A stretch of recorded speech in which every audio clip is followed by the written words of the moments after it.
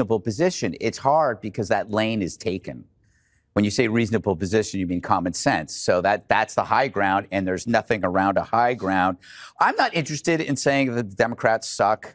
Leave that to outnumbered. I say right now you suck, but here's what you got to do to get out of it. I think a lot of Dems, people watch this show. There are more Democrats watching this show than CNN and MSNBC combined.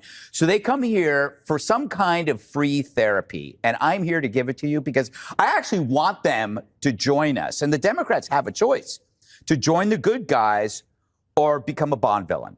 Because if you're going to defend waste, fraud, and abuse, you are basically embracing the life of a Bond villain. Actually, it's worse than that. It's like it is. You ever watch a zombie movie and you go like, it would be just so much easier to get bitten and become a zombie because then you're no longer terrified. Never considered that. Yeah, I do that all the time. I go like, just get bitten. That's what I think that a lot of Dems are doing is that they're embracing a role that is just easier, but it forbids them from ever becoming the good guy. They're becoming a zombie. And I think this is a bigger moment than maybe most people realize. This is, I think, the biggest political moment since the fall of communism. In that case, that end was definitive. The wall comes down, USSR dissolves. Suddenly, communism just evaporates, except in colleges. For the Democrats, the wall has come down. And many of their leaders sense that the Democrat Party of before is dead.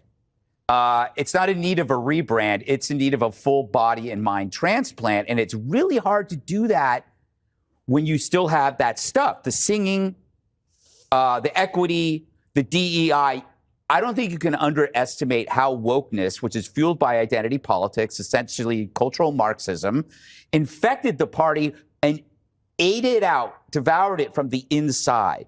In a way, it's very similar to what happened to USSR, except it happened to a party, not a country. So I think that the Dems, my advice is to stop thinking about the role as an adversary to Trump. You have to ask yourself, what are we? You may find out that you're not anything anymore. And then you have to decide, what does that mean? Do I leave this party? Do we start something new? What would that new thing be? Because it's really hard to find an oppositional point to Trump because he's neither conservative, right?